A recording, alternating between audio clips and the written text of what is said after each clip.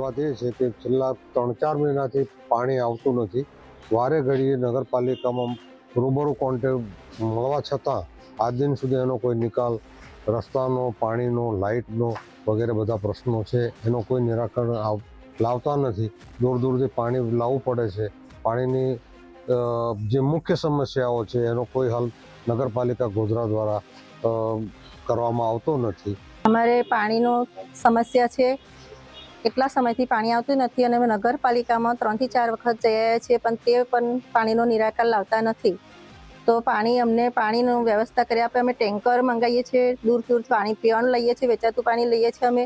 તો અમને પાણીનો સમસ્યાનો ઉકેલ લાવી આપે. તો પાણીની અમને સુવિધા નહીં મળે, પાણી રસ્તાઓની સુવિધા નહીં મળે તો અમે